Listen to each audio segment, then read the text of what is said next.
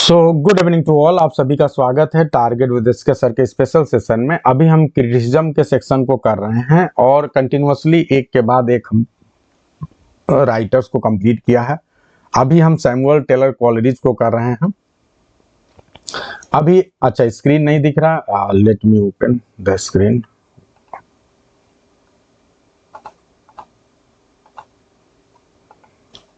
अभी दिख रहा है स्क्रीन।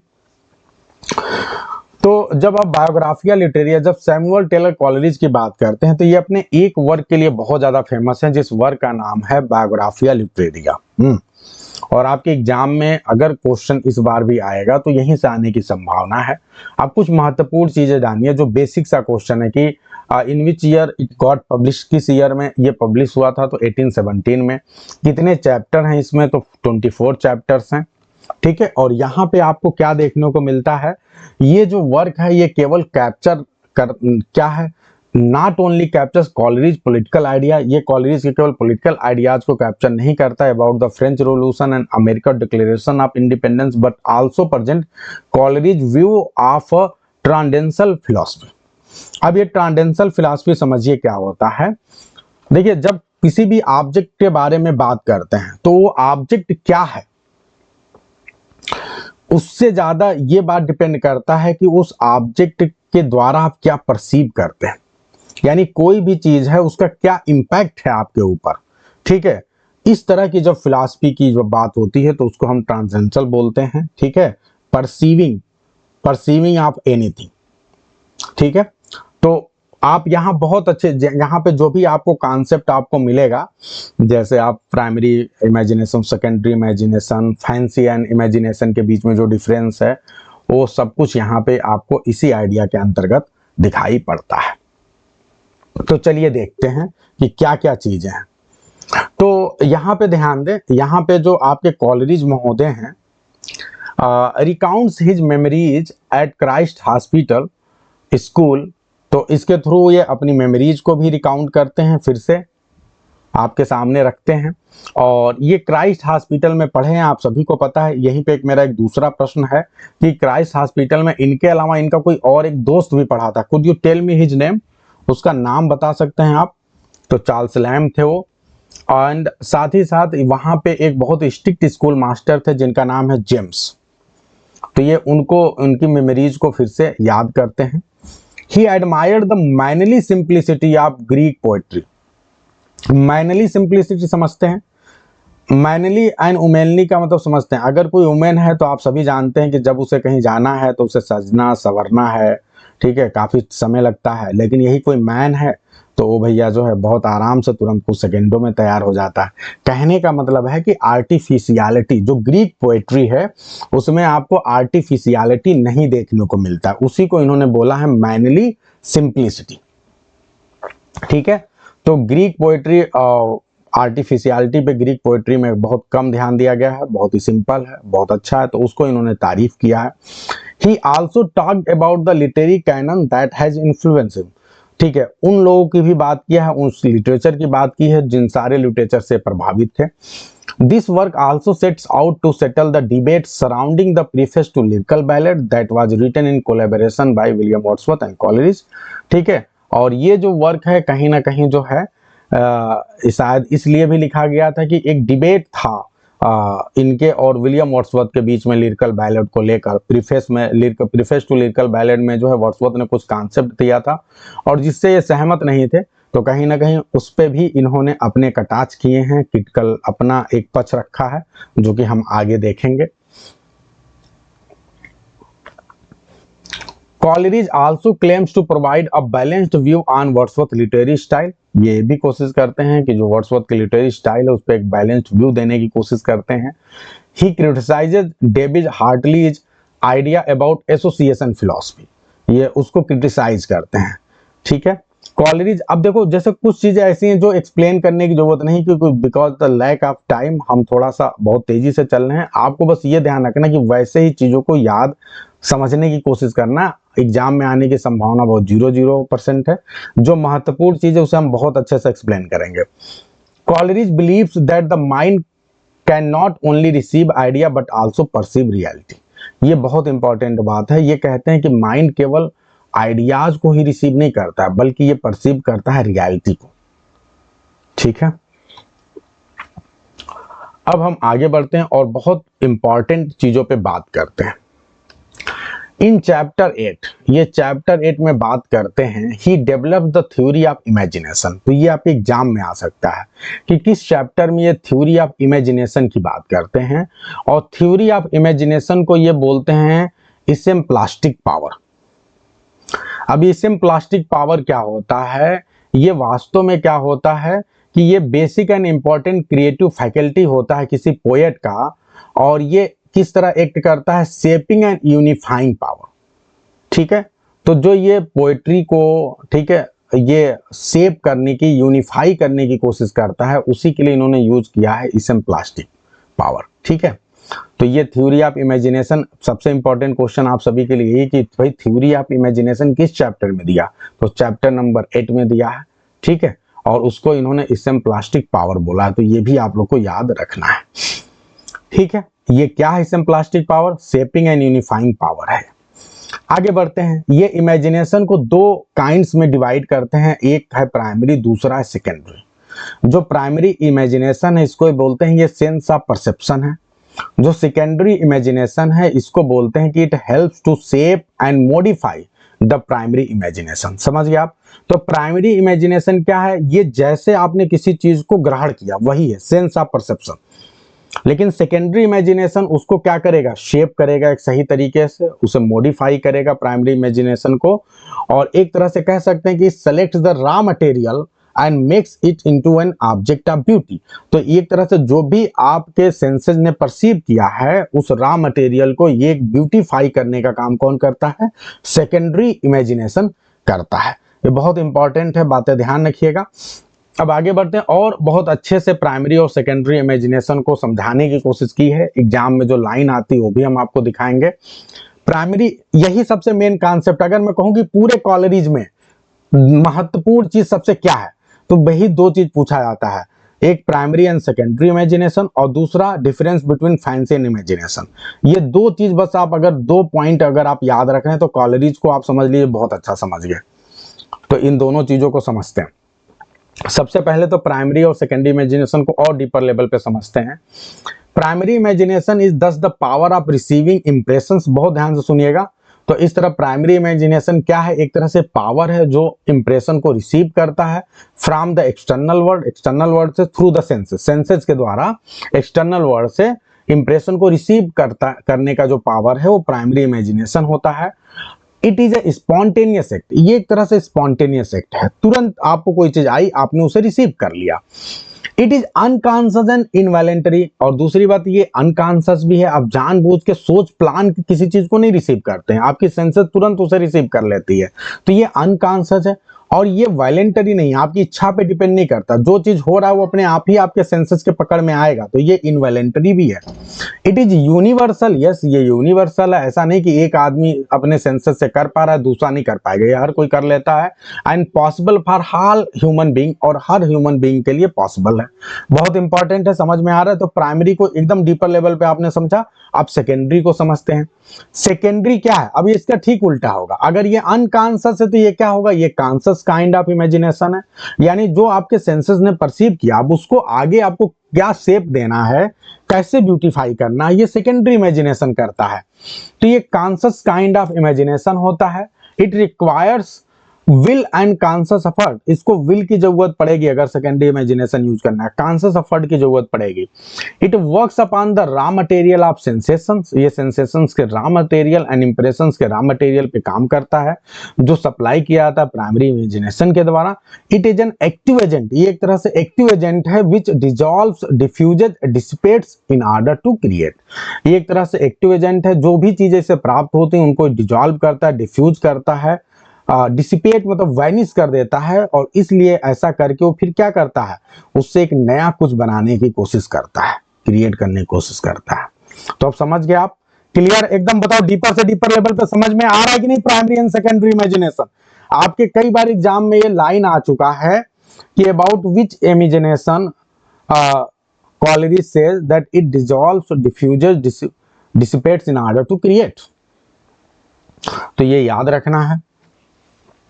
अब आगे बढ़ते हैं। तो अब ध्यान दो, प्राइमरी इमेजिनेशन तो हर किसी के अंदर हो सकता है, लेकिन सेकेंडरी इमेजिनेशन हर किसी के अंदर नहीं होता है, और यही पोएट एंड सामान्य पर्सन में अंतर है। Secondary imagination is at the root of all poetic creativity. जितने भी पोएटिक क्रिएटिविटी हैं उनका रूट अगर पूछा जाए तो वो सेकेंडरी इमेजिनेशन ही है। कॉलरिज इसको क्या बोलते हैं? इसको मैजिकल एंड सिंथेटिक पावर बोलते हैं।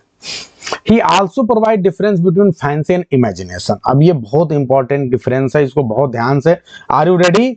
बहुत डीपर लेवल के कॉन्सेप्ट हैं। अब चूंकि आपके सिलेबस में है तो I have to tell it, I have to explain it.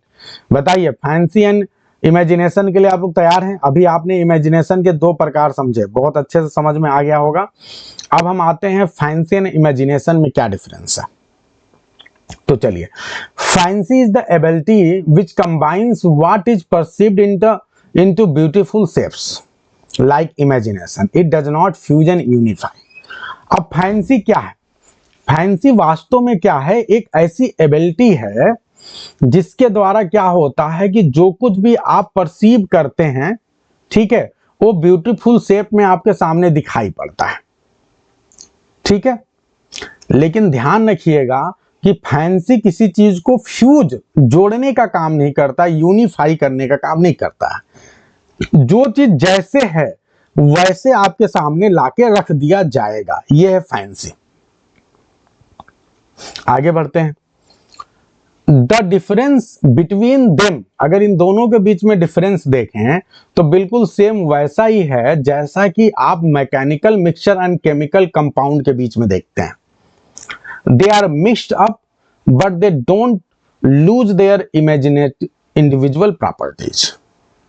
मतलब दोनों में आप बहुत ही क्लियरली डिफरेंस कर सकते हैं। फैंसी एंड इमेजिनेशन के बीच में यदि कहा जाए, बिल्कुल वैसे ही जैसे आप सपोज करिए, अगर आप लोगों ने कभी कक्षा 6 या 9 में भी पढ़ा था, 9th में भी हम लोगों ने पढ़ा था, और 6, 7, 8 में भी है। जब बात करते हैं आप तत्व की, एलिमेंट्स की, तो उसको जब मिक्स करते हैं तो दो प्रकार का मिक्सचर बनते हैं, एक मैकेनिकल, एक केमिकल, यानी एक भौतिक मिक्सचर, ठीक है, और एक होता है रासायनिक। तो जो भौतिक होता है उसमें क्या होता है कि जब दो चीजों को आप मिलाते हैं तो मिल तो जाता है, लेकिन जितने भी एलिमेंट उसमें मिले होते हैं उन सब की क्वालिटी नजर आएगी। जैसे मैं आपसे कहूं कि आप लड्डू बनाओ, आप सभी ने लड्डू बनाया होगा, जैसे बेसन के आप लड्डू बनाते हैं, तो बेसन के लड्डू में क्या क्या मिलाते हैं? बेसन मिलाएंगे, चीनी मिलाएंगे, और भी कुछ चीजें मान लीजिए, और आप कुछ ड्राई फ्रूट्स वगैरह मिलाएंगे, तो आपने मिलाया, तो ये मिक्सचर मैकेनिकल मिक्सचर है। यहाँ पे जब आप खाएंगे उस लड्डू को तो आपको बेसन की भी महक आएगी, बेसन का भी स्वाद आएगा, अगर आपने कुछ ड्राई फ्रूट्स मिलाए हैं उसके भी स्वाद आएंगे, चीनी का भी स्वाद आएगा, सब आएगा। तो ये मिक्सचर क्या कहलाएगा? आपका मैकेनिकल मिक्सचर है। जितने भी प्रकार के आप लड्डू बनाते हैं वो सब लड्डू इसी कैटेगरी में आते हैं। लेकिन जब आप केमिकल कंपाउंड की बात करते हैं तो केमिकल में क्या होता है कि जो एक पहले वाला एलिमेंट होता है वो पूरी तरह से खत्म हो जाता है, एक नया एलिमेंट आ जाता है, एक नए प्रकार के पदार्थ का जन्म होता है। जैसे आप दूध से दही बनाते हैं, ठीक है जी। तो ये कह रहे हैं कि भैया ये जो आपके फैंसी एंड इमेजिनेशन की जब बात करते हैं तो उन दोनों के बीच में जो डिफरेंस है वो बिल्कुल कैसा है? वो बिल्कुल मैकेनिकल की तरह है, क्योंकि ये मिक्स तो हो जाते हैं लेकिन उसके बावजूद भी उनके इंडिविजुअल प्रॉपर्टी जो है वो लूज नहीं करते हैं, ठीक है। तो ये भी बहुत इंपॉर्टेंट चीज है। लेकिन जो सबसे मेन बात है वो यही था, अगर आप लोग को ध्यान हो, और भी फिर हम एक एग्जाम्पल के द्वारा बताने वाले हैं कि फैंसी क्या करता है, जो भी चीजें आपको रिसीव होती हैं वो ज्यों के त्यों आपके सामने दिखा देता है, लेकिन इमेजिनेशन उनको क्या करता है? इमेजिनेशन उसको फ्यूज करता है, उसको यूनिफाई करता है। ये काम फैंसी नहीं करता है। अब इसको हम एक एग्जाम्पल के थ्रू समझेंगे तो ज्यादा अच्छे समझ में आएगा। ये एग्जाम्पल थोड़ा समझाना कठिन है, इसलिए आप सभी से मैं रिक्वेस्ट करता हूं कि अपने सारे सेंसेस को मेरे को दे दो, एक बार अपनी पूरी एनर्जी, ध्यान को मेरी तरफ लगाओ और जरा ध्यान दो। अब ये फैंसी को एक एग्जाम्पल के द्वारा समझाते हैं, और ये भी शेक्सपियर का एक बहुत ही बेहतरीन वर्क है, वीनस एंड एडोनिस, उसी की लाइंस लेके समझा रहे हैं। ये कह रहे हैं कि full gently now she takes him by the hand, a lily prisoned in a gaol of snow or ivory in an alabaster band, so white a friend in girls, so white a foe. अब देखो, अब यहाँ पे आपको मैं समझाने की कोशिश कर रहा हूँ, थोड़ा सा आप अपनी ध्यान को इधर करेंगे। यहाँ पे कहानी ये है कि वीनस एंड एडोनियस जब मिलते हैं तो एडोनियस क्या करती है, वीनस क्या करती है, एडोनिस को जो है क्या कर रही है, see how gently now she takes him, यानी उसको बहुत जेंटली जो है उसको लेके जाने की कोशिश करती हैं अपने हाथों के द्वारा।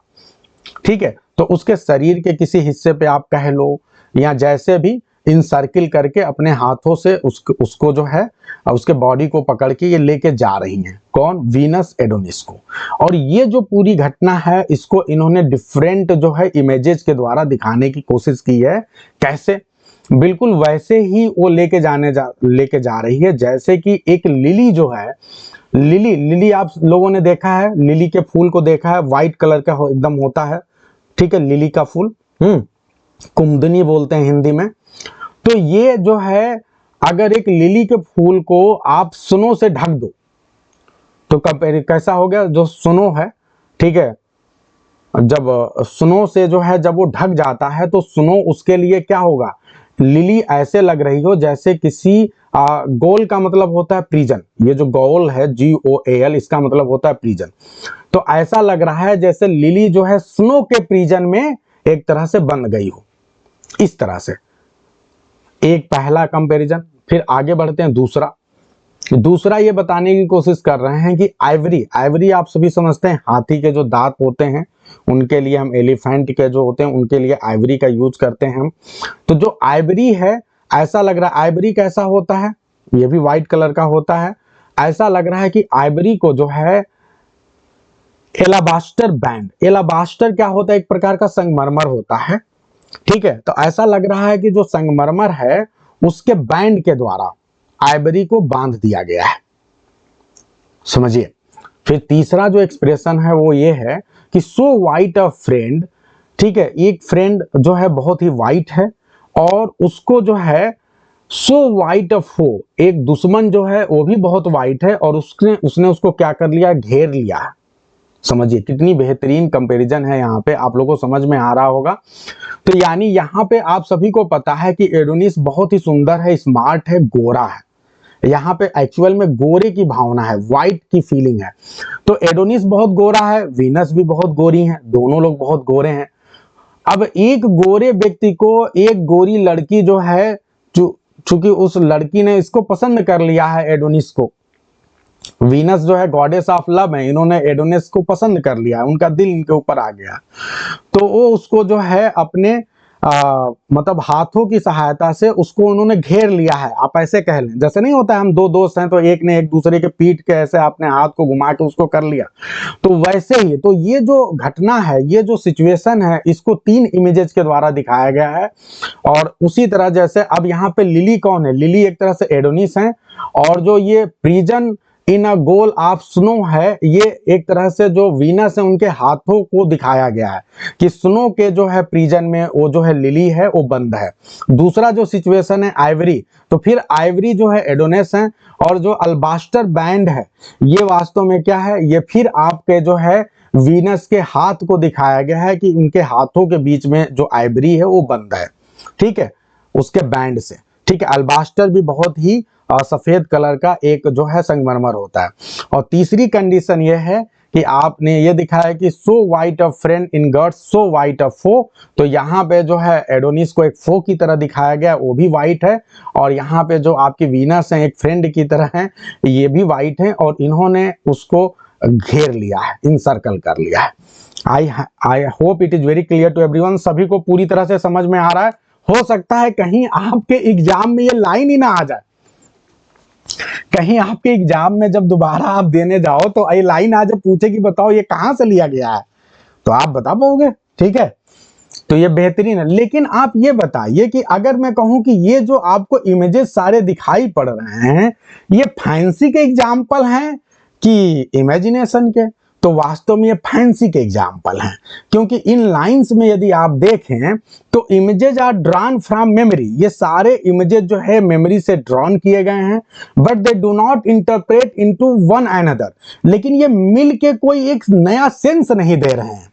अगर आप ध्यान दें तो हर तीनों लाइन में एक ही बात कही गई है, जो बात पहली लाइन में कही गई है, ठीक है, वही सेम बात तीन अलग अलग इमेजेज के द्वारा, तीन अलग अलग जो है मेमोरीज के द्वारा, इमेजेज के द्वारा इन्होंने बताने की कोशिश की है, लेकिन ये मिलके कुछ नया क्रिएट नहीं कर रहे हैं। समझ में आ रहा है कि नहीं? ये मामला है। तो कुछ नया इंटरप्रिटेशन नहीं आ रहा है, कुछ नया नहीं बन रहा है, कुछ यूनिफिकेशन नहीं हो रहा है। ये ध्यान दो, बहुत इंपॉर्टेंट बात है। आगे बढ़ते हैं। अब ये दूसरा एग्जाम्पल लेते हैं शेक्सपियर के वीनस एंड एडोनिस से ही, और अब की बार ये बात करेंगे किसकी? यस, बहुत अच्छा, ये मैकेनिकल मिक्सचर है, बिल्कुल सही बोल रही हैं आप अनीता, ये मैकेनिकल मिक्सचर था, फैंसी। लेकिन जब आप बात करेंगे इमेजिनेशन की तो ये क्या हो जाएगा? ये बन जाएगा केमिकल रिएक्शन। कैसे? चलो देखते हैं। Look how a bright star shoots from the sky. So glides he in the night from Venus eye. अब ये दिखा रहे हैं, अचानक आकाश की ओर इशारा करते हुए दिखाया जा रहा है कि कैसे एक ब्राइट स्टार जो है वो क्या हो रहा है, वो आकाश से टूटकर नीचे गिर रहा है। यानी जब आकाश से कोई स्टार चमकता हुआ टूटेगा तो बहुत तेजी से अर्थ की ओर आ रहा है। बिल्कुल सेम वैसे ही, क्योंकि यहां पे जो वीनस है उन्होंने एक तरह से एडोनिस को गिरफ्त में ले लिया है, और किसी को कहा जाता है प्यार जबरदस्ती किसी से नहीं लिया जा सकता। एडोनिस जो है डरा सहमा है। So glides he is in the night from the Venus eye, और इसीलिए जैसे उसे मौका मिल रहा है एक सेकेंड के लिए या कुछ समय के लिए, जैसे वीनस अपने पलके झपका रही है या फिर उसे वो कहीं कुछ और कर रही है, तो वहां से एडोनिस बहुत तेजी से भागता है। तो इन दोनों के बीच में बेहतरीन कंपैरिजन है, और ये बिल्कुल अलग अलग नहीं है। आप इस बात को समझेंगे और बेहतर तरीके से, यानी कहने का मतलब यह है कि जो अगर आप ब्राइट स्टार है उसको समझो, आप ब्राइट स्टार जो स्काई से सिर्फ गिर नहीं रहा है, उसकी एक पर्टिकुलर स्पीड है, स्पीड बहुत फास्ट है, और वो जो स्पीड है सेम वैसा ही कुछ स्पीड एडोनिस की भी है। वो भी उसी स्पीड में उसी मोमेंट से भागने की कोशिश कर रहा है। तो ये दोनों जो कंपैरिजन है मिलकर यूनिफिकेशन का एक सेंस देते हैं, ठीक है, बेहतरीन तरीके से। और ये आपका एग्जाम्पल है इमेजिनेशन का। तो ये दो एग्जाम्पल्स कॉलरिज साहब जो है एक ही पोएम वीनस एंड एडोनिस से देने की कोशिश करते हैं। तो इस तरह से अगर मैं अब फाइनली आपसे पूछूं कि ये बताओ कि फैंसी और इमेजिनेशन में और अच्छे लेवल पे क्या डिफरेंस आप समझते हैं, तो आप ये समझ लो कि जो फैंसी है, जैसा कि नाम से लग रहा, फैंसी यानी क्या है? बाहरी आवरण, बाहरी खूबसूरती। जब ऊपर ऊपर कोई चीज दिखे, ठीक है, तो वो फैंसी है। और अगर आप बोले इमेजिनेशन, तो इमेजिनेशन एक तरह से क्या हो गया, ये डीपर सेंस की ओर जाता है, ठीक है, इंटरनल ब्यूटी है एक तरह से। अगर आप यहां पे आए तो fancy is the drapery of the poetic genius. अगर कोई पोएटिक जीनियस है तो उसके ड्रैपरी की तरह काम करता है, बाहरी आवरण की तरह, वही सेम चीज है, ठीक है।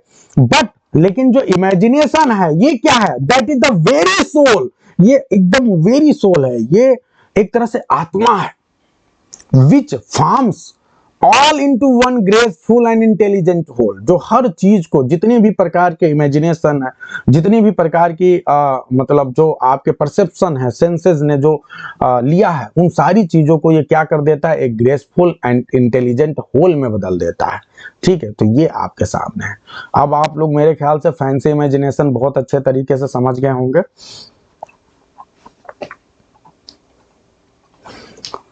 ठीक है।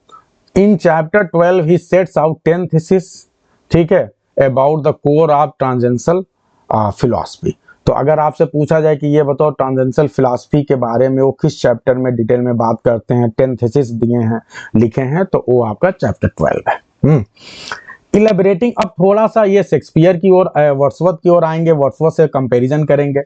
इलेबोरेटिंग on his definition of imagination in chapter 14 he returns to a discussion of Wordsworth. अब ये चैप्टर 14 में आते हैं और यहाँ पे जो है ये वर्ड्सवर्थ की बात करते हैं। ये क्रिटिक करते हैं वर्ड्सवर्थ की लिटरेरी थ्योरी को, ठीक है। Yes, 12 chapter 12 and use of rustic language. ये वर्ड्सवर्थ की रस्टिक लैंग्वेज को बिल्कुल पसंद नहीं करते हैं, उनके लिटरेरी थ्योरी की आलोचना करते हैं। ये आर्ग्यू करते हैं that poetry is essentially artificial and that it is consciousness that not commonness that defines poetic genius. देखो, अगर आप वर्ड्सवर्थ की डेफिनेशन क्या है, तो वर्ड्सवर्थ कहते हैं poetry is the spontaneous overflow of powerful feeling. वो पोएट्री को स्पॉन्टेनियस बोलते हैं। ये क्या बोलते हैं? ये कहते हैं स्पॉन्टेनियस नहीं है, ये आर्टिफिशियल है। कौन बोलते हैं? कॉलरिज महोदय। ये कहते हैं ये कॉन्शस होता है, ये कोई कॉमन क्वालिटी नहीं है जो पोएटिक जीनियस बनाती है, ये कॉन्शसनेस होता है। हम जानबूझ के डिसाइड करते हैं कि हमें पोएम लिखना है, ऐसे वर्ड्स को यूज करना है, सारी चीजें। तो ये यहाँ पे उल्टा है। किसके उल्टा है? ये उल्टा है यहाँ पे विलियम वर्ड्सवर्थ के। तो इसेंशियली आर्टिफिशियल। आगे बढ़ते हैं। Also Coleridge distinguishes between prose and poetry. अब देखो, वर्ड्सवर्थ को आप बोलेंगे तो वर्ड्सवर्थ अभी हम देखेंगे कि वो बोलते हैं there is neither a difference between prose and poetry. ठीक है, जब आप पोएम को लिखते हैं तो प्रोज एंड पोएट्री लैंग्वेज में वर्ड्सवर्थ डिफरेंस नहीं करते हैं।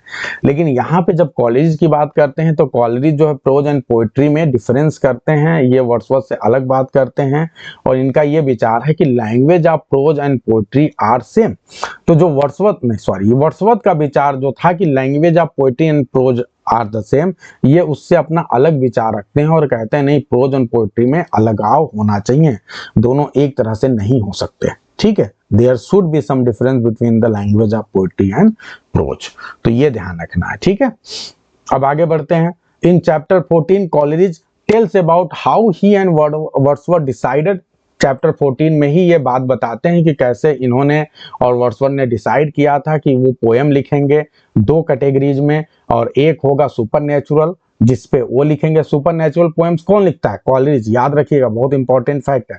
सुपरनेचुरल पोएम्स कौन लिखता है? कॉलरिज। और आर्डरनी सब्जेक्ट पे पोएम कौन लिखते हैं? वर्ड्सवर्थ लिखते हैं। ठीक है, और यहीं से इन्होंने एक तरह से लिलकर बैलेट का प्लान बना और फिर उसके बाद इन्होंने लिखा। ठीक है, बिल्कुल ज्यादा चैप्टर है नहीं, तो 2-3 चैप्टर हैं, निश्चित तौर पे आप याद कर लीजिए।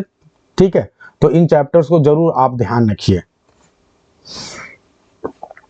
चैप्टर 14 ही है जिसमें वो डिस्कस करते हैं 2 cardinal points of poetry.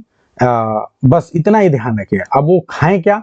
The power of exciting the sympathy of the reader by a faithful adherence to the truth of nature. कि आप जो है सिंपैथी जो रीडर्स के अंदर से एक्साइट करना चाहते हैं वो कैसे होना चाहिए? एक फेथफुल एडहेरेंस होना चाहिए ट्रूथ ऑफ नेचर। ये आप सभी समझ। हाँ, 14 बहुत ही मोस्ट इंपॉर्टेंट है, इसमें कोई डाउट नहीं है।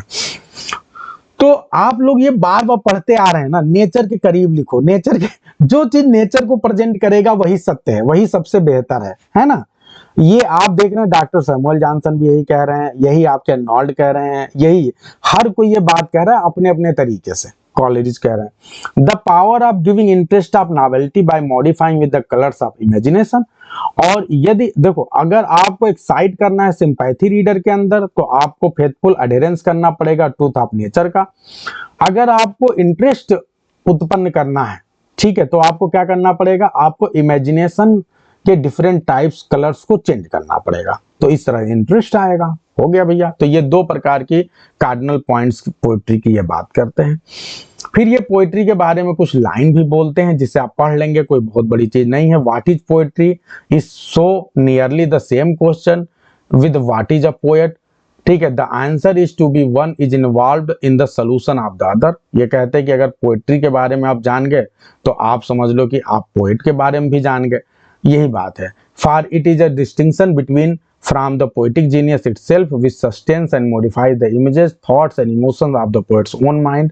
ज़्यादा इसको समझने की कोशिश करेंगे फिर बहुत लंबा हो जाएगा, बस ये लाइन याद रखिए, अगर लाइन आएगा तो आपको इसको सीधे सीधे बता देना है कि कॉलरिज की लाइन है। What is poetry is so nearly the same question with what is a poet, ये लाइन बस ध्यान रखिए। आगे बात करते हैं। He says that an ideal poet diffuses a tone and a spirit of unity that blends and fuses by that synthetic and magical power the imagination। ये आप लोग पहले ही समझ चुके हैं, वही वाली लाइन है। इमेजिनेशन को ये क्या बोलते हैं, आपको पहले बता चुका हूं कि इमेजिनेशन को बहुत महत्व देते हैं फैंसी ने इमेजिनेशन में, और इमेजिनेशन को ये मैजिकल पावर बोलते हैं, सिंथेटिक एंड मैजिकल पावर बोलते हैं, क्योंकि ये सिंथेसाइज करता है, ठीक है, ढेर सारे इमेजेस को कनेक्ट करके फ्यूज कर देता है, ठीक है, वही लाइन लिखा हुआ है, ठीक है। तो ये क्या करता है, diffuses a tone and spirit of unity that blends and fuses by that scientific and magical power, उसी को इन्होंने इमेजिनेशन बोला है। तो आइडियल पोएट में इमेजिनेशन की क्वालिटी होती है, वो केवल फैंसी पे काम नहीं चलाएगा। अगर केवल कोई फैंसी यूज करेगा, क्या उसे आप आइडियल पोएट मानोगे? बताओ, यस और नो। क्या फैंसी वाला आइडियल पोएट माना जाएगा? नो। कौन माना जाएगा आइडियल पोएट? इमेजिनेशन वाला, ठीक है, ध्यान रखिएगा।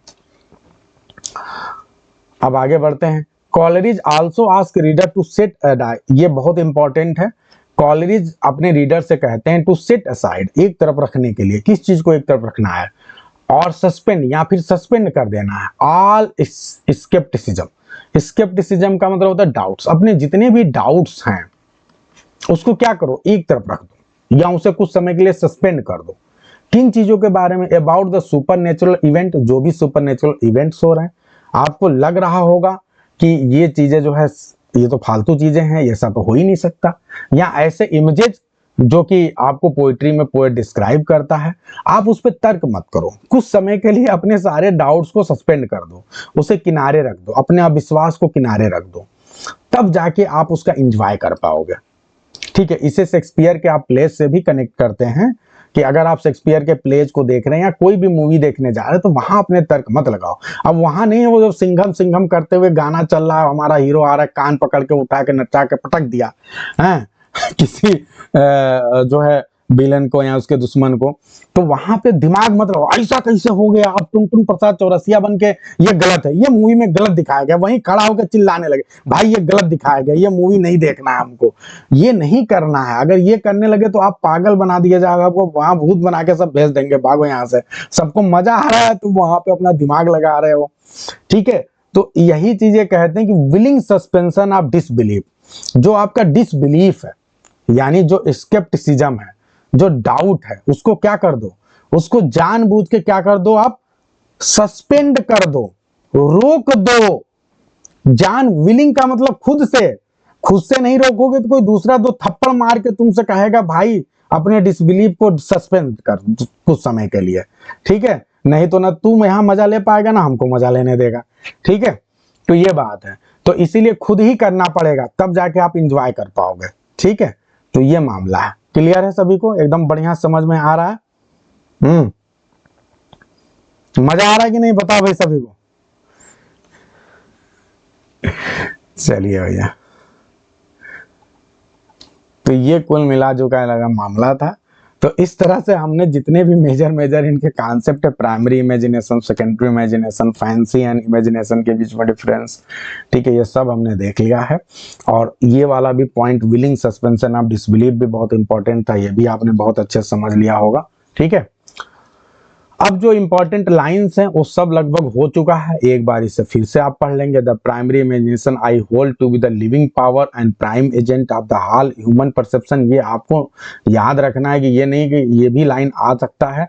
And as a repetition in the finite mind of the internal act of creation in the infinite I am।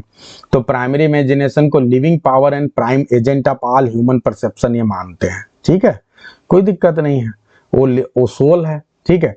Good sense is the body of poetic genius, ये कहते हैं कि पोएटिक जीनियस में जो गुड सेंस होता है उसके body की तरह काम करता है, ये बहुत इंपॉर्टेंट पॉइंट है। फैंसी क्या करता है, ड्रेपरी की तरह काम करता है, मोशन इसके लाइफ की तरह काम करता है, और इमेजिनेशन इसके सोल की तरह काम करता है। बहुत ही बेहतरीन है, इसको आप बिल्कुल रट लेंगे, ये लाइन है, इंपॉर्टेंट है, ठीक है, तो इमेजिनेशन सोल की तरह है, फैंसी ड्रैपरी की तरह है। तो ये कुल मिला के आपका हो गया। कॉलरिज महोदय जो है बहुत डिफिकल्ट हैं, लेकिन हमने आपको बेस्ट पॉसिबल तरीके से कोशिश की है समझाने और बताने की। ठीक है, वर्ड्सवर्थ बहुत आसान है, ज्यादा कुछ है नहीं। वर्ड्सवर्थ से वही बार बार लाइन आती है, poetry is the spontaneous overflow of powerful feeling. इसके अलावा कुछ बहुत ही महत्वपूर्ण चीजें बस वो मैं आपको दिखा दे रहा हूँ, अंडरलाइन करा दे रहा हूँ, ताकि आपका टाइम थोड़ा कम लॉस हो। आप जानते भी हैं, बस एक बार उसको सरसरी निगाह से देख लीजिए। तो जब आप विलियम वर्ड्सवर्थ की बात करते हैं तो इन्होंने प्रीफेस टू लिरिकल बैलेड इनका बहुत ही मेजर जो है इनका क्रिटिकल वर्क माना जाता है। इसी के आधार पे हम इनके थ्योरी की बात करते हैं, और इसको हम बोलते हैं manifesto of the romantic movement in England. कई बार पूछा जाता है कि manifesto of the romantic movement in England या पोएट्री किसको माना जाता है, तो ये प्रीफेस टू लिरिकल बैलेड को ही माना जाता है, बायोग्राफिया लिटरेरिया को नहीं माना जाता। ये बात ध्यान रखिएगा, बहुत इंपॉर्टेंट फैक्ट है ये पब्लिश हुआ था कब, ये लिरिकल बैलेट के साथ 1800 में, ये 1798 में नहीं आया था, ये 1800 जो सेकेंड एडिशन आया था लिरिकल बैलेट का उसके साथ आया था। 1802 का जो थर्ड एडिशन आया था उसके साथ भी ये प्रीफेस आया था। आगे बढ़ते हैं। He took immense help from Samuel Taylor Coleridge for writing his idea as a part of the preface, और ये माना जाता है कि सैमुअल टेलर कॉलरिज से भी इन्होंने काफी कुछ हेल्प लिया। अच्छे दोस्त है। प्रीफेस में वर्ड्सवर्थ एडवोकेट करते हैं, अब जो मेन पॉइंट्स है वो मैं अंडरलाइन करूंगा, बाकी चीजें जो काम की नहीं उसे छोड़ता जाऊंगा, वो बस रीडिंग पर्पज से। वर्ड्सवर्थ जो एडवोकेट करते हैं simple theme and the language of common people focusing on low and rusting life, ये ध्यान रखिएगा। तो वर्ड्सवर्थ किस पे बात करते हैं, एडवोकेट करते हैं कि जो थीम होनी चाहिए पोएट्री को कैसी होनी चाहिए, बहुत सिंपल, बहुत हाई फाई मत रख दो। लैंग्वेज किस तरह होनी चाहिए, लैंग्वेज भी बहुत डिफिकल्ट कठिन नहीं होनी चाहिए, जैसा कि आप न्यू क्लासिकल एज में देखते हैं, बहुत ही जैसे VR7 आपने पढ़ा है, कितनी सिंपल लैंग्वेज है। ठीक है, एकदम सिंपल लैंग्वेज, कॉमन मैन की लैंग्वेज होनी चाहिए, focusing on low and rustic life, और ये वाली पॉइंट, और लो एंड रस्टिक लाइफ को फोकस करते हुए लैंग्वेज और थीम को आपको यूज करना है। वर्ड्सवर्थ के पोएम्स में आपको दिखता है ज्यादातर पोएम उनके बहुत ही अननोन लोगों पे, रस्टिक लोगों पे उनके मेजर कैरेक्टर्स हैं, वो माइकल हो गया, चाहे और जितने भी आप पोएम्स पढ़ते हैं, रेजुलेशन एंड इंडिपेंडेंस हो गया, ठीक है, उन सब में जो है आपको सिंपल लो एंड रस्टिक लोग मिलते हैं। यूथ हो गया। Wordsworth view shows that he was strictly against, या सॉलिटरी रीपर हो गया, against the new classical mode of writing, और वर्ड्सवर्थ के व्यू दिखाते हैं कि वो बहुत ही स्ट्रिक्टली अगेंस्ट थे, किसके अगेंस्ट थे, new classical mode of writing, where style and diction and different rule are the essential features of composition. अगर देखा जाए तो ये न्यू क्लासिकल के अगेंस्ट में थे, क्यों, क्योंकि न्यू क्लासिकल में केवल स्टाइल एंड डिक्शन पे बहुत जोर दिया जाता था, यहां तक कि रूल्स पे जोर दिया जाता था। ठीक है, ये इसेंशियल फीचर थे कंपोजिशन के, अगर आप कंपोजिशन लिख रहे हैं तो आपको रूल्स पे को फॉलो करना पड़ेगा, स्टाइल, डिक्शन, भाषा शैली बहुत अच्छी होनी चाहिए, ये सारा जो है बहुत ज्यादा कोशिश करते थे नियो क्लासिकल पोएट्स करने की, लेकिन ये उसके पूरी तरह से अगेंस्ट थे। अब आगे बढ़ते हैं।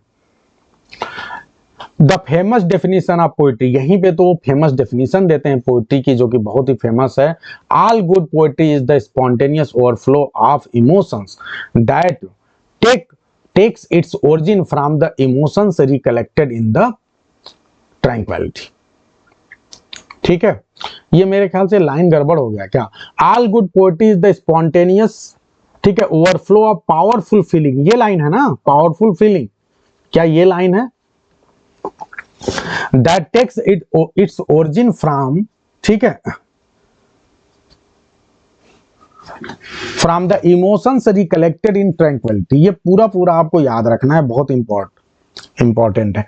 हाँ, वो एक्चुअली ना रिवाइज कई बार किए हैं तो हो सकता है, लेकिन ये आप याद रखिएगा जो मेन वाला है।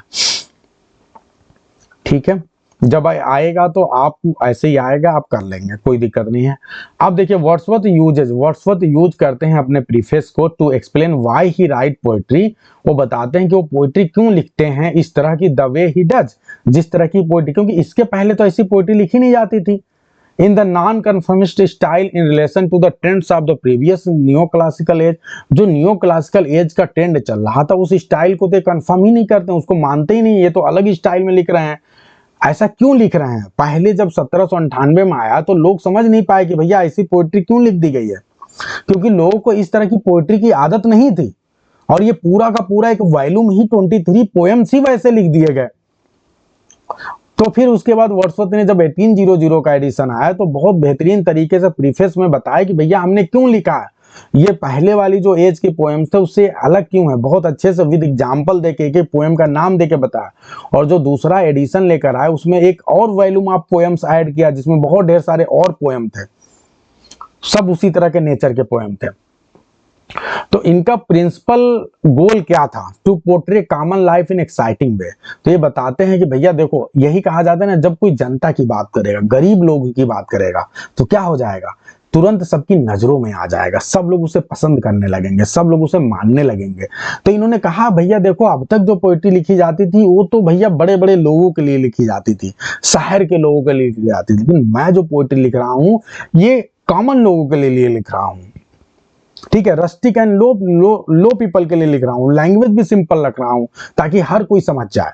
तो आप सभी को पता है कि जनता ही तो ज्यादा है, गरीब लोग ही तो इस दुनिया में ज्यादा हैं। आज आपको प्राइम मिनिस्टर जी है, मोदी जी बार बार जीत रहे हैं, तो उसके पीछे क्या रीजन है? क्योंकि जो गरीब जनता है वही जाती है ज्यादा वोट देने, उन्हीं के वोट से जीत रहे हैं। तो सिंपल सी बात है, ये भी बहुत पॉपुलर हो जाएंगे कि नहीं, क्योंकि इन्होंने टारगेट सीधे कॉमन पीपल को किया है। ठीक है, तो ये है, इसीलिए बहुत हिट हो गए तुरंत। ठीक है, जब इन्होंने अपने रीजन बताए कि भैया मैं तो कॉमन लाइफ को रिप्रेजेंट करना चाहता हूँ, पोर्ट्रे करना चाहता हूँ अपनी पोइट्री में। द प्रिंसिपल ऑब्जेक्ट, ये कहते हैं principal object then which I proposed to myself in these poem, क्या है, was to make incidents of common life. ये कहते हैं कि भैया मैं, जो मेरा मेन प्रिंसिपल है इस तरह की पोएम्स को लिखने का, जो मैंने आधार बनाया इन पोएम्स को, वो क्या है, क्योंकि मैं चाहता हूं कि जो इंसिडेंट्स हैं कॉमन लाइफ के उनको इंटरेस्टिंग बनाऊं by tracing in them the primary laws of our nature. जो हमारे नेचर के प्राइमरी लॉज हैं उनको मैं दिखाने की कोशिश करूं बहुत ही बेहतरीन तरीके से है। तो ये लाइंस बहुत इंपॉर्टेंट है जो आप लोग को याद रखना है। आगे बढ़ते हैं। ये भी कहते हैं कि he choose to portray the common life because in that situation, कहते हैं कि जो कॉमन लोग हैं वो बहुत ईमानदार होते हैं, वो दिखावा नहीं करते। बताओ, कोई कॉमन लोग हैं उनके अंदर आर्टिफिशियलिटी होती है ना, वो सुबह 4 बजे उठ जाते हैं, 5 बजे उठ जाते हैं, खेतों की ओर चले जाते हैं, अपना काम करते हैं। ये नहीं कि बैठ के दिन भर जैसे कॉमेडी ऑफ मैनर के देखते हैं माताएं लोग जो हैं 30 साल 40 साल 45 साल की, हाँ, लोग हो गए और घंटों जो है अपना शीशे के सामने बैठे मेकअप किए कर रहे हैं, घूम रहे हैं। आर्टिफिशियलिटी बहुत ज्यादा है। वो जो गांव के लोग होते हैं, सिंपल लोग होते हैं, कॉमन लोग होते हैं, उनके अंदर आर्टिफिशियलिटी बहुत ज्यादा नहीं होती, वो बहुत ही सिंपल होते हैं, बहुत जेन्युइन होते हैं। तो जनरली मोर ऑनेस्ट, तो हम उनको रिप्रेजेंट करना चाहते हैं, जो है उनका लाइफ को सीधे सीधे दिखता है। ठीक है, also the language of peasantry is considered to be pure. और ये भी कहते हैं जो लैंग्वेज होता है पिजेंट्री का वो भी प्योर होता है, जो कहना होता है वो दिल से कहते हैं। ठीक है, बनावटीपन नहीं होता। तो as common people are in constant communication with the nature, और ये इसका भी एक बहुत बड़ा रीजन है, क्योंकि जो कॉमन लोग हैं वो नेचर के बीच में रहते हैं, उनका लगातार कांस्टेंट कम्युनिकेशन हो रहा है नेचर से। और कहा जाता है कि जो नेचर के बीच में वही तो प्योर है, जो नेचर से दूर चला गया वो तो बर्बाद हो गया। सोशल वेनिटी, आप देखिए, कहा जाता है कि मैंने एक बहुत अच्छा वर्क पढ़ा था जिसमें सूरज करके रस्किन बांड की एक स्टोरी है, जिसमें वो जो एक पर्सन है गांव वाला, वो गांव में ही रहना पसंद करता है, जंगलों के बीच में रहना पसंद करता है, वो शहर नहीं जाना चाहता। उसे जंगल के लोग, जंगल की चीजें, गांव के लोग पसंद आते हैं। उसका रीजन क्या है? वो कहता है कि अगर मैं जंगल जाऊंगा, अगर मैं शहर जाऊंगा, तो शहर जाने के बाद क्या होगा, मेरे अंदर इम्प्योरिटी आ जाएगी, मैं वैसा नहीं रह पाऊंगा जैसा मैं हूं, मेरे अंदर आर्टिफिशियलिटी आ जाएगी, मैं गलत एक इल्यूजन में फंस जाऊंगा। तो ये सारी चीजें, तो ये बात है। यस, स्टेबलटन में बहुत अच्छे से इस बात को रखा है इन्होंने। तो ये कहते हैं भैया वर्ड्सवर्थ यहाँ पे पूरी प्रॉब्लम हमारे सामने खोल के रख, कहते हैं धागा खोल के रख दिया। तो वर्ड्सवर्थ महोदय ने नियो क्लासिकल एज की जो भी प्रॉब्लम थी वो सब हमारे सामने रख दिया, और कहते हैं कि भैया ये जो नियो क्लासिकल राइटर्स हैं देखो उनके अंदर ये कमियां हैं, अब बताओ इन कमियों को मैं क्यों अपने वर्क में डालूं। They separate themselves from the sympathies of man, वो सिंपैथी बिल्कुल नहीं देते मैन को। Indulge in arbitrary capricious habits of expression, वो केवल एक्सप्रेशन में उनका फोकस है, वो भी आर्बिट्ररी है, कोई मिक्सिंग ऑफ वो चीज नहीं है। कैप्रिशियस मतलब अजीबोगरीब की तरह के जो हैबिट्स हैं उसको दिखाने की कोशिश करते हैं। To furnish food for fickle appetite of their own creation, ताकि वो अपने खुद के क्रिएशन से क्या करें, उसको जो है मार्केट में बेच सकें और जो है अपना दिखावा कर सकें। ठीक है, तो इस तरह से जो है इन्होंने आलोचना की है। कोई सिंपैथी नहीं है भाई, ये केवल शहर के लोगों के बारे में बात करते हैं। और सबसे बड़ी बात, सिंपैथी क्यों नहीं है? अगर आपसे मैं कहूं कि नियो क्लासिकल पोएट्री की सबसे बड़ी विशेषता क्या है, किस प्रकार के वर्क को लिखते हैं, ये सटायर लिखते हैं। याद है आप लोगों की नहीं? नियो क्लासिकल एज के जो पोएट्स हैं, राइटर्स, वो सटायर बहुत ज्यादा लिखते हैं। सटायर में क्या सिंपैथी है? नो, वहां तो आलोचना है। एब्सलम एंड एकिटाफल हैं, हुडीब्रास, बहुत ढेर सारी जो उस समय के वर्क्स लिखे जा रहे थे, तो ज्यादातर वो सटायर थे। ठीक है, आगे बढ़ते हैं। He thinks that these poets were not relatable to the lives and philosophies of common people. ये कह रहे हैं कि ये जो पोएट्स हैं, इन्होंने जो वर्क लिखे हैं वो बिल्कुल भी रिलेटेबल नहीं है, जो लाइफ्स हैं, जो कॉमन पीपल के लाइफ्स हैं, फिलोसफीज हैं, उससे वो अलग लिखते हैं। तो ऐसी चीज का क्या मतलब है? लैक का प्रोफाउंड थॉट, कोई भी प्रोफाउंड थॉट नहीं नजर आता है उनके वर्क्स में। तो ये जो है which is larger than Lofty language use by them, कह रहे हैं कि जो लोगों की प्रॉब्लम है, प्रोफाउंड थॉट है, वो ज्यादा जरूरी है, वो दिखाना नहीं चाहते, वो केवल लॉफ्टी लैंग्वेज का यूज कर रहे हैं। इसलिए मजबूरी में मुझे इस तरह की पोएट्री को लिखना पड़ रहा है जिसमें मैं कॉमन लोगों को दिखा पाऊं। ठीक है, और इसीलिए वो कहते हैं कि जो मेरी पोएट्री है वर्ड्सवर्थ महोदय, वो क्या है? हैव अ वर्दी पर्पज, इसमें एक वर्दी पर्पज। ठीक है, फिर आगे बढ़ते हैं। कहते हैं observation, reflection and ability to propose profound thoughts are considered to be the essential element of literary composition. अगर आप कोई भी लिटरेरी कंपोजिशन कर रहे हैं तो उसको उसमें ऑब्जर्वेशन होना चाहिए, रिफ्लेक्शन होना चाहिए, and ability to propose profound thought, एक थॉट होना चाहिए एक, जिससे कुछ लोगों को सीख मिले। तो ये सारी चीजें वर्ड्सवर्थ के पोएट्री में थी और इन सारी चीजों को फॉलो करने की कोशिश करते हैं। फिर उसके बाद ये कहते हैं कि the purposes of his poems are, इनके जो पोएम्स उनका पर्पज क्या है? आर एक्सप्लेन्ड, वो एक्सप्लेन करते हैं to illustrate the manner in which our feeling and ideas are associated under a state of excitement. ये कहते हैं कि मेरी कोशिश है कि मैं इलस्ट्रेट कर सकूं, दिखा सकूं उस मैनर को जिसमें हमारी फीलिंग और जो आइडियाज हैं वो एसोसिएटेड होती हैं जब हम एक्साइटमेंट के स्टेज में होते हैं। तो किस तरह से हमारे फीलिंग एंड आइडियाज एसोसिएट होकर सामने आते हैं, उसको मैं अपने पोएट्री के द्वारा दिखाना चाहता हूं। बहुत बेहतरीन है भाई। तो बहुत ही बेहतरीन तरीके से ये कोशिश करते हैं। ठीक है, ये और आगे बोलते हैं, also consider that the human mind is capable of deep feeling and emotions even without the application of gross और वायलेंट स्टिमुलेंट्स। मतलब ये ग्रॉस एंड वायलेंट स्टिमुलेंट का मतलब समझते हैं, यानी जो ये रूल्स की बात करते हैं, बहुत हाई फाई लैंग्वेज को यूज करने की बात कर रहे हैं, फिगर्स ऑफ स्पीच, तो ये कह रहे हैं ये बहुत हाई लेवल की चीजें अगर आप यूज नहीं भी करेंगे, अप्लाई नहीं करेंगे, तब भी जो है ह्यूमन माइंड जो है वो डीप फीलिंग इमोशंस को जो है आप उसको कर सकते हैं, प्रेजेंट कर सकते हैं। इन चीजों की जरूरत नहीं है। ये जो सेंसलिज्म की जो आप यूज कर रहे हैं, इन सारी चीजों को डिस्कार्ड किया जाना चाहिए। ठीक है, in search for the universal ideas of the commonest thing, जो कॉमनेस्ट थिंग्स हैं उसमें जो यूनिवर्सल आइडियाज है उसको हमारे सामने, उसको प्रेजेंट करने के लिए पोएट को ये जो सेंसेशनलिज्म है, इन सारी चीजों को त्याग करना चाहिए। ऐसी चीजों को मत दिखाओ कि वो तुरंत आपको एकदम प्रभाव दिखाए और जो है यूनिवर्सल चीजें वो आ ही ना पाए। और आप सभी को बताऊं, आपको पता है जो मेटाफिजिकल पोएट्री है उसको क्यों उस समय अचानक डिस्कार्ड कर दिया गया था? क्योंकि अभी आप लोग को आज ही पढ़ाया हूं कि कल पढ़ाया हूं, जब मैंने आपको डॉक्टर सैमुअल जॉनसन के बारे में बताया। क्यों? क्योंकि वो मानते थे कि उन्होंने विट को तो प्रेजेंट किया है लेकिन उसमें नेचुरल क्वालिटी नहीं है, वो नेचुरल नहीं थे। तो नेचुरल होना चाहिए। जो भी पोयम आपके सामने है, जो भी चीजें प्रदर्शित की जा रही है, दैट शुड बी नेचुरल। तो उसमें नेचुरलनेस की कमी थी और यही वजह था कि उस समय के लोगों ने उसके वो किया। लेकिन बाद में जब हम इंटेलिजेंट हो गए तो सारी चीजों को जो है उस तरह से दिखाया जाने लगा। फिर उसको भाई आते हैं टी.एस. एलियट और फिर से इवाल्व करते हैं चीजों को। तो मेरे ख्याल से बहुत अच्छे से चीजों को आप लोग समझ चुके हैं। अब बस हम मेन चीजें देखते हैं कि और क्या है जो आपको मैं इसमें बता सकता हूँ। ठीक है, ये चीज he also avoids poetic diction, यानी ये कोई बहुत बड़ी भाषा शैली के समर्थक नहीं थे William Wordsworth. In order to keep his language as simple and honest as possible, ये अपने लैंग्वेज को क्या करते हैं, बहुत ही सिंपल एंड ऑनेस्ट रखने की कोशिश करते हैं। ये कोई अपनी बहुत बड़ी भाषा शैली नहीं दिखाना चाहते, कहते मेरी लैंग्वेज बहुत सिंपल है, मैं किसी भाषा शैली का यूज नहीं करता हूँ।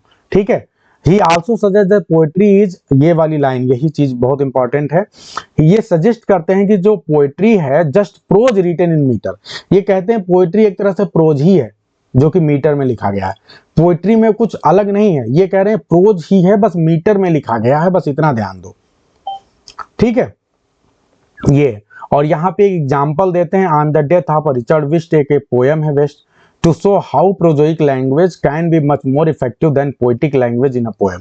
ये कह रहे हैं कि प्रोज वाली लैंग्वेज भी कैसे बहुत ज्यादा इंपैक्टफुल हो सकती है पोएटिक लैंग्वेज की बजाय। तो बहुत बेहतरीन तरीके से कहते हैं, इसीलिए कहते हैं कि that there is no essential difference, कि भैया कोई इसेंशियल डिफरेंस नहीं है between the language of prose and that of poetry. बहुत ही बेहतरीन तरीके से बात इन्होंने कहा है, इसी चीज का कॉलेज विरोध करते हैं और ये बहुत इंपॉर्टेंट पॉइंट है, याद रखिएगा, that might be asked in your examination. ठीक है, ये कहते हैं कि दे बोथ स्पीक बाई, ठीक है, and to the same organs, their affections are kindred and almost identical, not necessarily differing even in degree. कहते हैं कोई अंतर नहीं है। हाँ, इन्हीं की पोयम है, उसी से उन्होंने बताया है, अपने ही पोएम्स का एग्जाम्पल लेके सब बताते हैं। ठीक है, इसमें भी वही पोएटिक डिक्शन को अप्रूव नहीं करते हैं ये।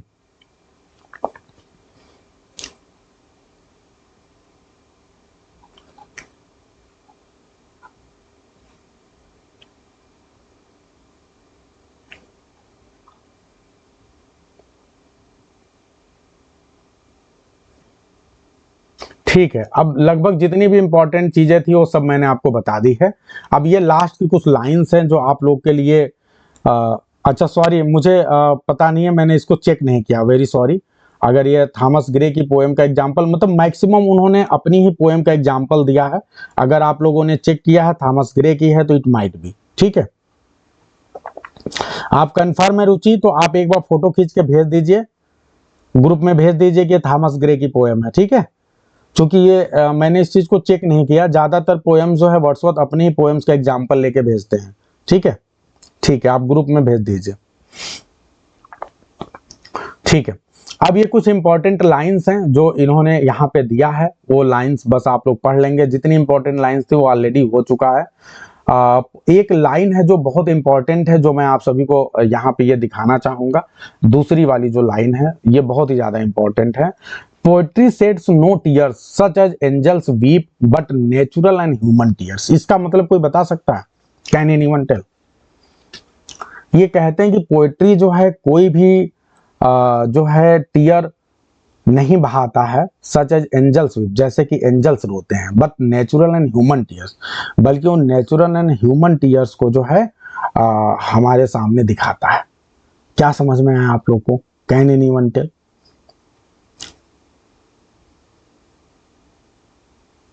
हाँ, बहुत अच्छा। इसका मतलब यह है कि जो एंजल्स की बात आप करते हैं, एंजल्स क्या है? एंजल्स के बारे में बताते हैं कि जैसे एंजल्स रोते हैं, आप एंजल्स को देखिए, वो हमेशा स्मार्ट रहते हैं, उनकी तो दाढ़ी भी नहीं आती। हाँ, जब वो रोते हैं तो इतना पता भी नहीं चलता है। तो कहने का मतलब यह है कि जो एंजल्स के वीप है उसको इन्होंने आर्टिफिशियल बताया है और ये आप सभी को पता है। तो पोएट्री इस तरह से जो है अपने टीयर्स को नहीं दिखाती है जैसे कि एंजल्स है, यानी आर्टिफिशियलिटी का यूज नहीं करती है। पोएट्री वास्तव में तो ऐसी होनी चाहिए जो नेचुरल हो, जो ह्यूमन टीयर्स को दिखाए। ठीक है, यानी आर्टिफिशियलिटी बहुत नहीं होनी चाहिए। अच्छी पोएट्री वो है जो ह्यूमन नेचर के काफी करीब हो, जो नेचर को रिप्रेजेंट करती हो अपने आप में, ये उसकी बात करते हैं। ठीक है, तो ये कुल मिला के मैटर है। यस, तो ये अब आप लोग जितनी भी महत्वपूर्ण चीजें हैं इनसे मैं सब आप लोग को बता चुका हूं। ठीक है, वो आप लोग को ध्यान रखना है और बाकी कोई दिक्कत नहीं है। ठीक है, आप बहुत आसानी से अब कर लेंगे जो भी क्वेश्चंस आएंगे। मैथड नॉर्ड आप लोग को करा ही दिया गया था।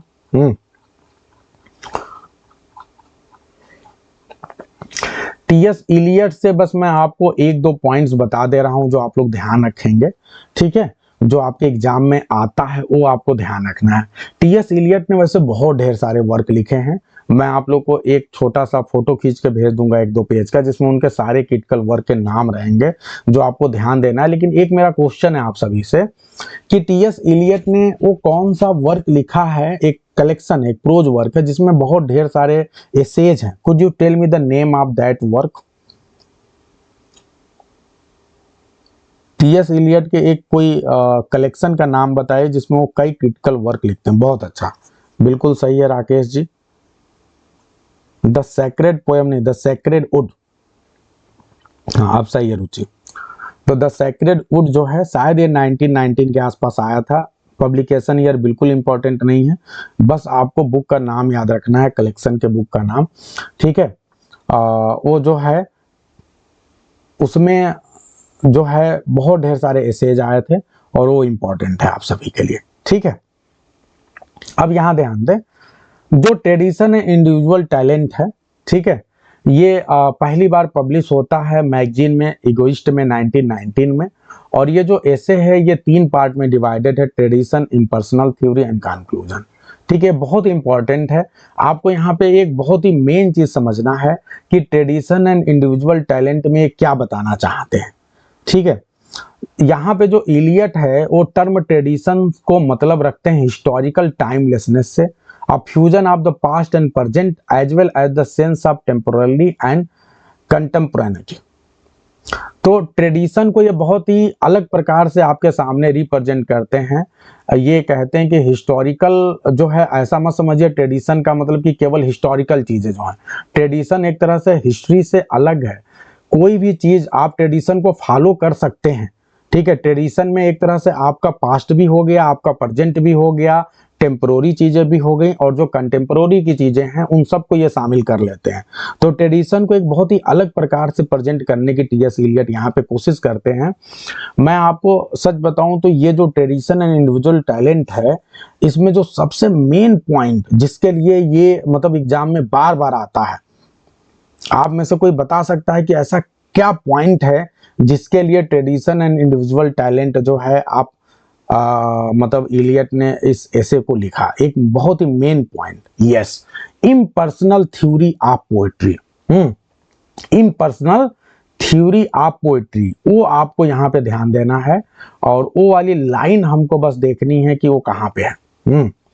जो आपके एग्जाम में सीधे सीधे आता है और वो बहुत ही इंपॉर्टेंट है। ये वो लाइन है जो आपके एग्जाम में बार बार आती है, वो ध्यान दीजिए। वो यहीं से शुरू होता है, वो पॉइंट नंबर 12 से शुरू है। ठीक है, ये क्या बोलते हैं, poet must self sacrifice to the special awareness of the past which will help in erasing any trace of his personality in his creation. एक पोएट जो है उसको क्या करना चाहिए, उसको सेल्फ सेक्रीफाइस करना चाहिए। अगर पोएट अपने आप को ही अपनी पोएट्री में, अपने क्रिएशन में दिखाएगा तो मजा नहीं आएगा। तो एक अच्छा पोएट जो होता है उसको क्या करना पड़ेगा, उसको सेल्फ सेक्रीफाइस करना पड़ेगा। ठीक है, और अपना इस तरह से अपनी पूरी पर्सनालिटी को इरेज करनी पड़ेगी अपने क्रिएशन से, तब जाके वो बेहतरीन तरीके से अपने पोएम को रिप्रेजेंट कर पाएगा और एक ऑब्जेक्टिव, एक इम्पर्सनल पोएम वो लिख पाएगा। इसी थ्योरी को इन्होंने बोला है impersonal theory. This theory of impersonal poetry is explain with the help of the use of chemical reaction. इसको ये केमिकल रिएक्शन से समझाने की कोशिश करते हैं। इस थ्योरी को कैसे समझाने की कोशिश करते हैं, जैसे आपको मैं ऐसे समझिए कि एक पोएट उसी तरह से है, जैसे आप सपोज करिए कि अगर आप लोगों ने कभी केमिस्ट्री पढ़ी हो तो केमिस्ट्री में आप लोगों ने कैटालिस्ट पढ़ा है क्या? क्या आप लोगों ने कैटालिस्ट पढ़ा? यस। कैटालिस्ट को हिंदी में बोलते हैं उत्प्रेरक। जो लोग साइंस के स्टूडेंट नहीं हैं उनको मैं बस समझा देना चाहता हूं, कैटालिस्ट एक तरह से एक ऐसा मतलब आप कह लीजिए एलिमेंट होता है जो दो चीजों के बीच में रिएक्शन करवाता है। ठीक है, जैसे सपोज करिए ए एंड बी है और इन दोनों के बीच में रिएक्शन हो रहा है। जब इन दोनों के बीच में रिएक्शन होता है तो कैटालिस्ट, सपोज करो इनसे क्या बन गया, ए और बी बन गया, ए बी बन गया। एक सेकंड रुकना है आप लोग को।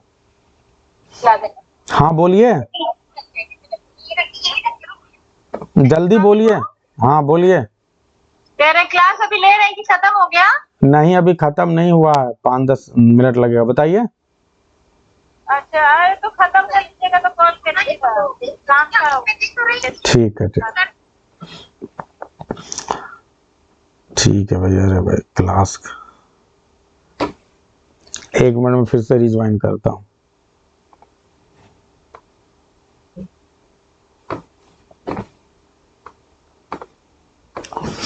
जाने के लिए कुछ लोग तैयार बैठे हैं, मेहमानों के आ जाने में बड़ी दिक्कत हो जाती है। चलिए, तो अब आप ध्यान दें यहाँ पे। तो कैटालिस्ट काम क्या करता है? कैटालिस्ट क्या करता है कि ये जो ए और बी के बीच में रिएक्शन होता है, इसको कैटालिस्ट चाहे तो तेज कर सकता है। तो अगर पॉजिटिव कैटालिस्ट होगा तो क्या करेगा, इनके बीच में जो रिएक्शन है उसकी स्पीड को तेज कर देगा। अगर निगेटिव कैटालिस्ट होगा तो इनके रिएक्शन को स्लो कर देगा। समझ गए आप? तो स्पेशली 2 ही प्रकार के होते हैं, और भी कुछ कैटालिस्ट होते हैं लेकिन ये 2 मेजर हैं, पॉजिटिव एंड निगेटिव। तो इनका काम यही होता है रिएक्शन की गति को बढ़ा देना या रिएक्शन की गति को स्लो कर देना। लेकिन इनका जो खुद का इंपैक्ट होता है, जो ये पर्टिकुलर एलिमेंट इसमें प्रोसेस में पार्टिसिपेट करता है, उसका खुद का इंपैक्ट कुछ नहीं आता। यानी जो नया पदार्थ बनेगा इसमें ये जो उत्प्रेरक है, क्या उसका कहीं पे निशान दिखेगा, क्या उसका कोई इंपैक्ट दिखेगा? तो आंसर होगा नो। समझ गए आप? तो यही होता है कैटालिस्ट। तो पोएट का काम क्या है? पोएट का काम क्या है भाई? अलग अलग इमेजेस, अलग अलग कॉन्सेप्ट्स को लेके आपने क्या बना दिया, एक नया क्रिएशन बना दिया। लेकिन आप क्या हैं? आप एक उत्प्रेरक की तरह हैं। जब ये पोयम बन के तैयार हो तो कोई ये ना कहे कि टुनटुनवा ने इस पोयम को लिखा है। समझ गए कि नहीं? आप क्वालिटी के आधार पे कोई कह दे, लेकिन आपकी पर्सनालिटी की कोई झलक नहीं वहां नजर आनी चाहिए। तो ये मामला है। तो इसी को ये बोलते हैं केमिकल रिएक्शन। और समझ गए आप? कैटलिस्ट से इसको समझ गए हैं आप। अब यहीं पे एक बहुत ही फेमस लाइन आती है जिस लाइन को आपको याद रखना है, और वो क्या है कि poetry is not a turning loose of emotion. ये लाइन एकदम रट लीजिए, बार बार आता है कि अगर एक क्वेश्चन आपसे यदि पूछना है टीएस इलियट से तो यही क्वेश्चन पूछा जाएगा। Poetry is not a turning loose of emotion but an escape from emotion. ये अपने इमोशन, जैसे आपके वर्ड्सवर्थ साहब क्या कहते हैं कि poetry is the spontaneous overflow of powerful emotion. और यहां क्या है? यहां पे सीधे सीधे क्या बोल रहे हैं? स्पॉन्टेनियस ओवरफ्लो के लिए टर्निंग लूज हो गया। ठीक है, और वही सेम चीज अब यहां पे नॉट लगा दिए। Not a turning loose of emotion but an escape from emotion. It is not the expression of personality but an escape from personality. ठीक है, तो ये वर्ड्सवर्थ के एकदम अगेंस्ट है, बहुत इंपॉर्टेंट है, ये आपको याद रखना है। यस, ठीक है। और वही बात है, it is in the depersonalization that art may be said to approach the condition of science. और कहते हैं ये डीपर्सनलाइजेशन ही है जिससे आप कह सकते हैं कि अब धीरे धीरे आर्ट जो है साइंस की तरफ जा रहा है। ये 20वीं सेंचुरी की डिमांड भी थी कि भैया साइंस की ओर जाओ। तो भाई अब देख रहे हैं केमिकल रिएक्शन से तुलना कर दिए, मतलब ऐसा लग रहा है साइंस पढ़ रहे हैं आप, पोएम नहीं पढ़ रहे। तो उधर वैसी डिमांड है तो उधर जा रहे हैं। तो इन्होंने पूरी तरह से वर्ड्सवर्थ का विरोध किया है। ठीक है, तो ये मैटर है। अब सबसे एक और इनका जो क्रिटिकल वर्क है जहां से आपके एग्जाम में बार बार क्वेश्चन आता है, and that is Hamlet and his problems. ये याद रखिएगा। दूसरा, अगर 2 ही क्वेश्चन पूछना है टीएस इलियट से तो एक ये आएगा और एक ये आएगा, हैमलेट एंड हिज प्रॉब्लम। और इसकी वही सबसे फेमस लाइन है। वो क्या लाइन है? Hamlet is an artistic failure. एक तो ये है। दूसरा क्वेश्चन इसी ऐसे से जो दूसरा क्वेश्चन बार बार आपके एग्जाम में आता है, and that is objective correlative. और ऑब्जेक्टिव कोरिलेटिव का डेफिनेशन आप लोग को याद रखना है कि objective correlative is a set of objects, a situation, a chain of events which shall be the formula of that particular emotion. ठीक है, तो ये आप लोग को याद रखना है। ठीक है, is it clear to everyone? तो अब क्या होता है, आप ऐसे कह लीजिए कि जो भी इमोशन है, जो भी आप पोएट्री में दिखाना चाहते हैं, क्या आप उसको ऑब्जेक्टिफाई कर पा रहे हैं? अगर मैं कहूं कि ऑब्जेक्टिव कोरिलेटिव को आप कैसे समझोगे, तो आप ऐसे कह लो कि जब भी कोई पोएट कोई भी चीज आपके सामने कर रहे हैं, कोई लाइन बोल रहा है, अगर आप आंखें बंद करो और आपकी आंखों के सामने वैसा ही इमेज क्रिएट होने लगे, तो आप समझ लो कि ये ऑब्जेक्टिव कोरिलेटिव फॉलो किया जा रहा है। ऑब्जेक्टिव कोरिलेटिव का बहुत सिंपल मतलब है कि आपके इमोशन को एक रूप मिल रहा है कि नहीं। एब्स्ट्रैक्ट चीजें नहीं होनी चाहिए। जो भी चीज आप बताना चाहते हैं, that is being represented through images, through object और नॉट। बिल्कुल। तो अगर किसी भी पोयम में आपको ऐसा महसूस हो तो समझ जाओ कि वो क्या है, वो ऑब्जेक्टिव कोरिलेटिव वहां पे है। इसीलिए कहा जाता है कोई थ्योरी बाद में आए तो इसका मतलब ये नहीं कि वो पहले नहीं था, वो पहले भी था, प्रैक्टिकल में था, लेकिन अब जो है वो थ्योरी बाद में, अक्सर थ्योरी बाद में आती है। तो ऑब्जेक्टिव कोरिलेटिव वही है। अब हैमलेट के केस में यही कहते हैं कि हैमलेट की जो भी प्रॉब्लम है, ठीक है, वो समझ में नहीं आता है, वो हमको कोई उसका पता ही नहीं चल पा रहा है कि विजुअल अपीयरेंस, बिल्कुल वो तो हमारे सामने कुछ हो ही नहीं पा रहा है।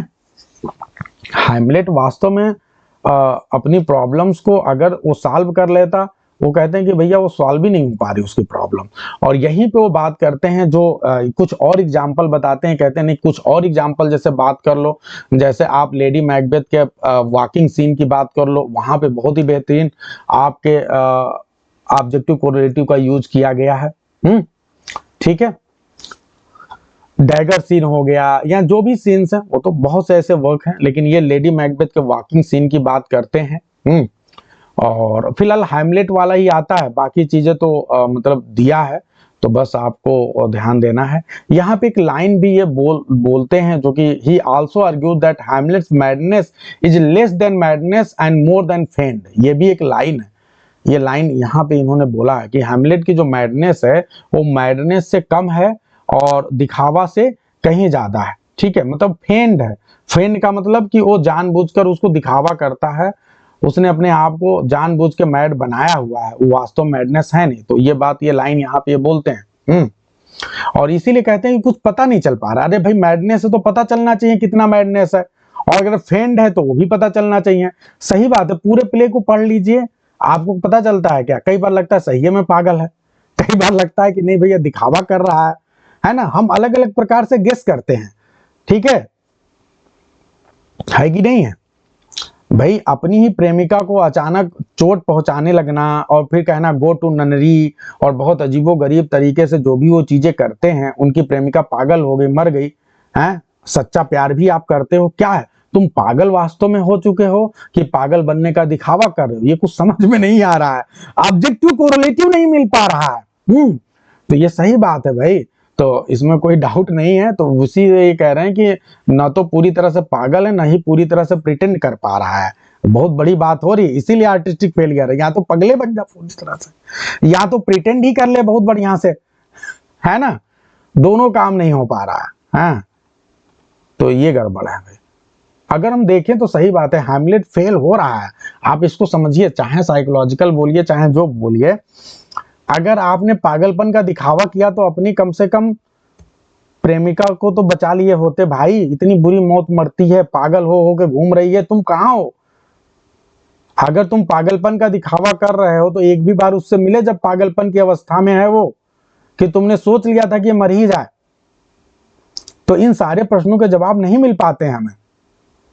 मिल पा रहे हैं आप में से किसी को मिल पाया जवाब, बताओ। पागल बन बन के सबको फूल दे रही है, सब लोग एकदम से और एकदम मरने वाली अवस्था में आ गई है, तुमने क्या सपोर्ट किया। ठीक है, तो ये सारी चीजें हैं। हाँ छाया कह रही ना पूरा बेटा बना, ना मर्डरर बना, ना पागल बना, ना पति बना, क्या बात। यस, तो वही मामला है। तो यही है। इसके अलावा ये और बात करते हैं, ही thought that Shakespeare incorporated the concept of objective correlative ये कहते हैं कि शेक्सपियर ने जो है जो ऑब्जेक्टिव कोरोलेटिव का कॉन्सेप्ट है वो बहुत बेहतरीन तरीके से दो प्लेज में और काम किया, एंटनी एंड क्लियोपाट्रा एंड कैरियोलोनस। सिर्फ आपको इतना ध्यान देना, क्योंकि यहाँ पे इन्होंने जो एग्जाम्पल दिया है वो आपको ध्यान रखना है। तो एक आपने देखा लेडी मैकबेथ के जो स्लीप वॉकिंग सीन है उसके बारे में बोला है, यहाँ पे एंटनी एंड क्लियोपाट्रा एंड कोरियोलोनस को बोला है, हैं? ठीक है, और इसीलिए बोलते हैं कि भैया ये जो आपका है सो फार बीइंग शेक्सपियर मास्टरपीस, ये भैया शेक्सपियर के मास्टरपीस से तो बहुत दूर है हैमलेट, दूर दूर तक इसका कोई नाता नहीं है, बल्कि आप ये कह सकते हैं कि जो प्ले है वो most certainly an artistic failure है। है कि नहीं है भाई? तो ये कुल मिला के मैटर है भैया। हाँ, और Shakespeare was unable to control the theme of guilt of mother in the play, बिल्कुल ये कंट्रोल नहीं कर पाते हैं। और ये लाइन बहुत इंपॉर्टेंट है, Hamlet is dominated by an emotion which is inexpressible. एक ऐसे इमोशन से डोमिनेट किए जा रहे हैं हैमलेट महोदय जिसको एक्सप्रेस ही नहीं कर पा रहे हैं, ठीक है, because it is excess of the fact as they appear, ठीक है, तो इनएक्सप्रेसिबल है और इसीलिए ऑब्जेक्टिव कोरिलेटिव नहीं है, आर्टिस्टिक फेलियर है पूरी तरह से, और इसी के साथ ये खत्म होता है। तो मजा आया आप लोग को? बताओ भाई, सब कुछ समझ में आ गया? मेन चीजें मैंने आपको सारा बता दिया। आप जाते हुए बस एक और क्वेश्चन जो आपके एग्जाम में आ सकता है वो भी मैं बता रहा हूं कि ये बताओ, टी.एस. इलियट साहब ने एक कॉन्सेप्ट यूज किया है, यूनिफिकेशन ऑफ सेंसिबिलिटी। वास्तव में ये इन्होंने यूज नहीं किया, उन्होंने जो यूज किया that is dissociation of sensibility जो टर्म है। अब इसी का उल्टा कर दोगे तो यूनिफिकेशन हो जाएगा। तो जो डिसोसिएशन ऑफ सेंसिबिलिटी है, ठीक है, इसको इन्होंने अपने किस एसे में यूज किया है? तो याद रखिएगा, द मेटाफिजिकल पोएट्स, उस एसे का नाम है द मेटाफिजिकल पोएट्स, एसे का नाम ही है जहां पे इन्होंने यूज किया है। ए जो बिल्कुल तारीख वगैरह नहीं पूछने वाला, बिल्कुल मत परेशान होना। तो डिसोसिएशन ऑफ सेंसिबिलिटी, ठीक है, ईयर को लेके मत परेशान होना, कोई भी मैं बता दे रहा हूं, सिर्फ आप इन टर्म्स को जानो, कॉन्सेप्ट को जानो। तो dissociation of sensibility metaphysical poets में यूज किया गया है, बहुत इंपॉर्टेंट है। और डिसोसिएशन ऑफ सेंसिबिलिटी किसके अंदर है? क्या मेटाफिजिकल पोएट्स के अंदर है? यस और no? Who will tell? Dissociation of sensibility किसके अंदर है भैया? बता दो, अरे बता दो जी, कोई बता ही नहीं रहा। यस, बहुत अच्छा, ड्राइडन एंड मिल्टन, बहुत अच्छा, दोनों लोग को इन्होंने, इन लोग, ये दो महोदय ऐसे हैं ड्राइडन मिल्टन जिन्होंने स्टार्ट किया था हाई लेवल पे डिसोसिएशन ऑफ सेंसिबिलिटी को, मेन कल्प्रिट हैं ये डिसोसिएशन ऑफ सेंसिबिलिटी को शुरू करने में। और रोमांटिक एज के पोएट्स में के अंदर डिसोसिएशन ऑफ सेंसिबिलिटी है कि नहीं है बताओ भाई? तो उनके अंदर भी है, ध्यान रखिएगा, इन्होंने इस तरह से बोला है। और जो डिसोसिएशन का उल्टा क्या होगा? यूनिफिकेशन। तो अगर हम बोलें कि मेटाफिजिकल पोएट्स में यूनिफिकेशन ऑफ सेंसिबिलिटी है, तो यस, वो यूनिफाई करते हैं। तो किस चीज का यूनिफिकेशन है? वो कौन सी चीज है, वो कौन सी सेंसिबिलिटी है जिसको यूनिफाई करते हैं? Can anyone tell? वो कौन सी दो चीजें हैं? तो थॉट एंड इमोशन। बहुत अच्छा भाई, रुचि, कोमल, राकेश जी, तालियां हो जाए भाई।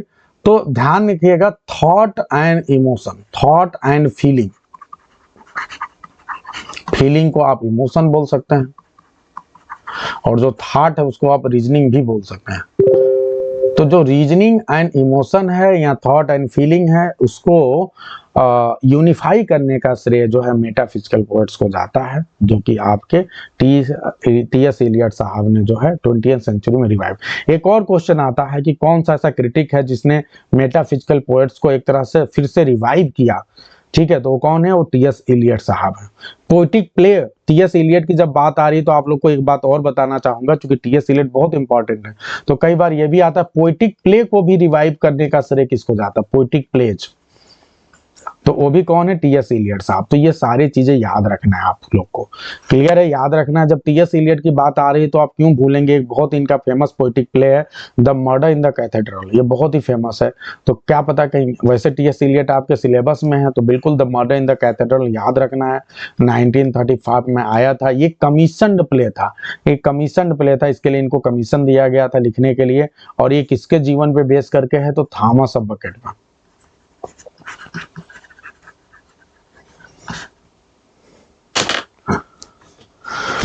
चलिए भैया, थीम ऑफ मार्टिडम है बिल्कुल।